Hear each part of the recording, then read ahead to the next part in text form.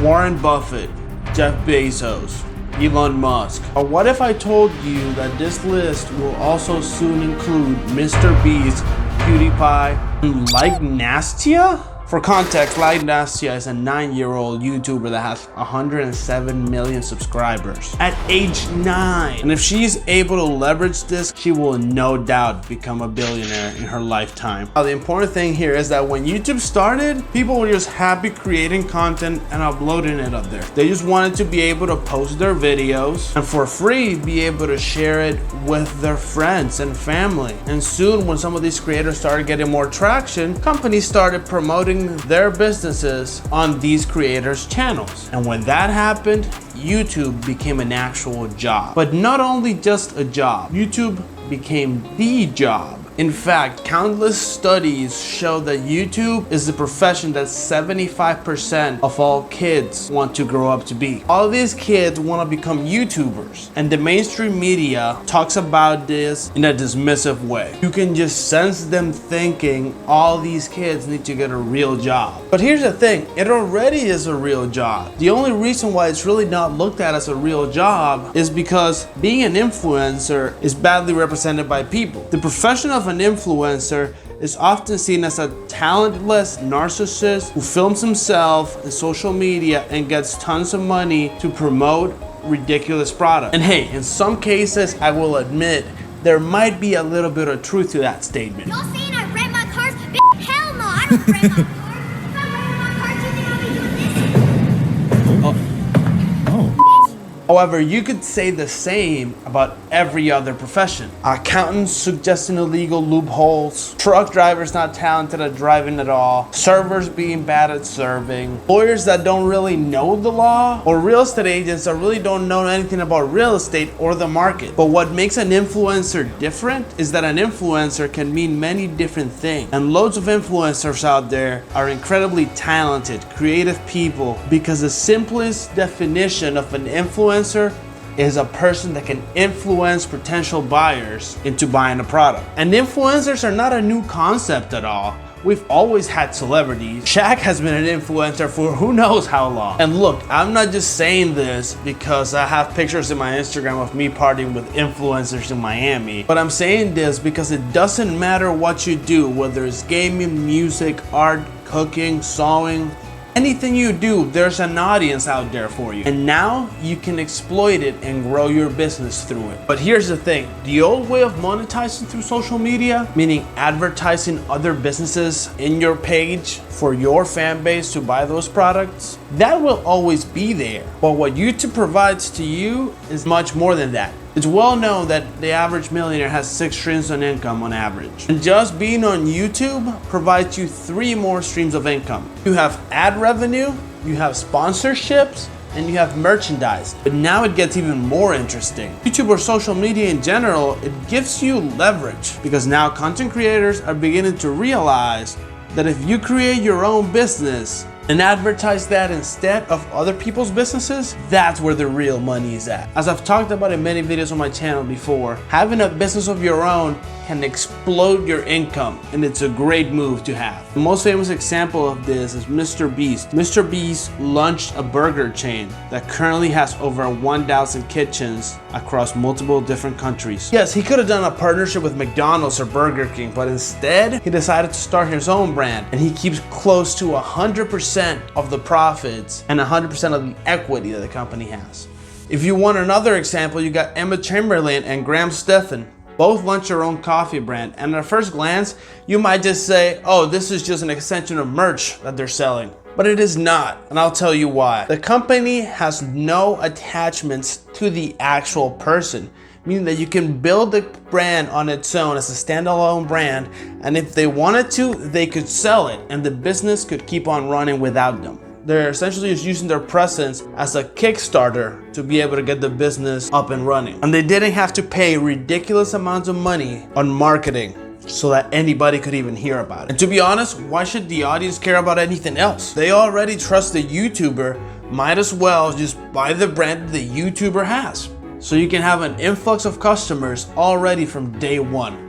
In fact, going back to the example of Graham Stephan, he sold out many times the coffee he had So he literally had to create a wait list probably 3 days into the business for people that were lining up to buy the coffee, but they just didn't have enough inventory.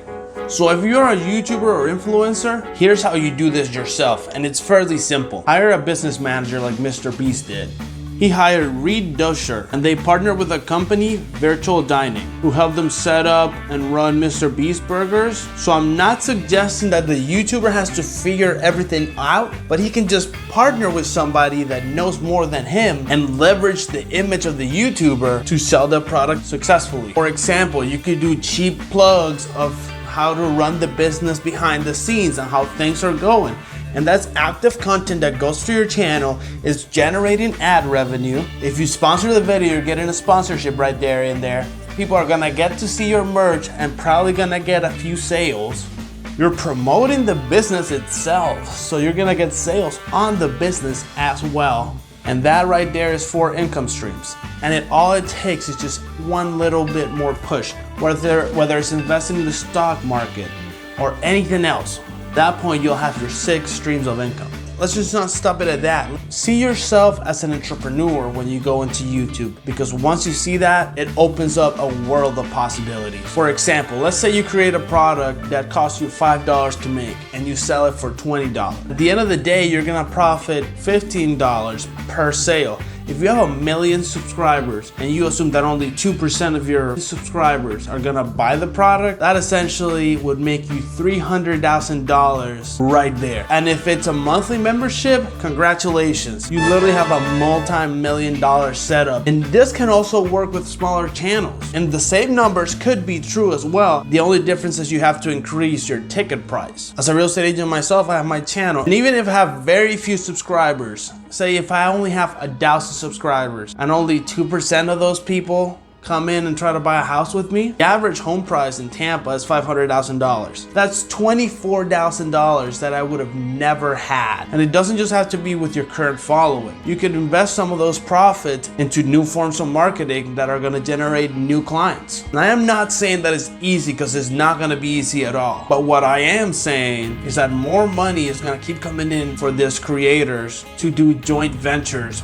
with different companies, because eyeballs are the most important currency. Look, people love to hate Kim Kardashian or the Paul brothers, but love them or hate them, they are objectively rich. There's no argument about that. In fact, Kim Kardashian just became a billionaire, and this is because she has tons of eyeballs, and they use that attention to promote something else in their business. They are masters of attention, and whether that attention goes to pay-per-view boxing or makeup kits, if the right people are being directed to the right product, that's where the money is. But there is one final piece of the puzzle. I don't know if you've noticed that I've mentioned YouTubers a whole lot over just influencers. So what about TikTokers and Instagram stars? And yeah, this is true. These concepts do apply for a lot of social media platforms. However, I do think YouTube has a lot of advantages that no other social media platform has. First, let's just start with videos can be evergreen. Once you build your library of content, you can continue promoting them indefinitely. And if you promote your product and service in just one of those videos and people just keep getting redirected, your product will keep getting promoted years down the line with no effort on your end.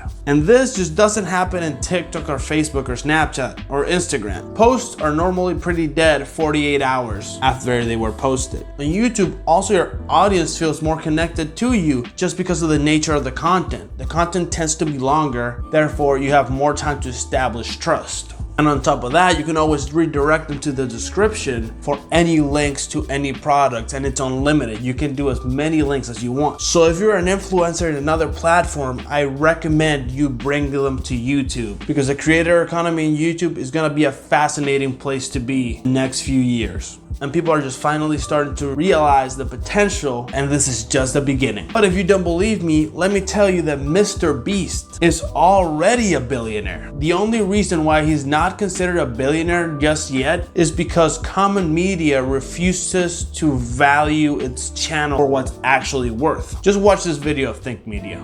Mr. Beast recently turned down a $1 billion offer for his YouTube channel. He said maybe if it was 10 or 20 billion, I'd even consider it. Do you think that he made a bad call? Let's do some basic math. His most viewed video is 293 million views. That's the $456,000 Squid Game Super Bowl commercial. You do 30 seconds. What are you paying? $5.2 million. And Super Bowl gets roughly 100 million views. He's got total 17 billion views. 17 billion views divided by 100 million, because that's what Super Bowl claims. So that's 170 times 5 million bucks. His one channel alone has generated a minimum of $850 million, and I'm calculating only one commercial. And then added to all the other channels that he has, I think he's right. 10 to 20 billion dollars is the right number. And the other component of wealth, other than money, it's time. And as the younger generation start rolling into YouTube, they are gonna have more and more time to build wealth. And there is no doubt in my mind that the biggest ones are gonna become billionaires as well. Take like Natasha as an example. She is only 9 years old, and there is no doubt in my mind that she will become a billionaire if she manages the fame properly. She currently has 107 million subs, and she is 9.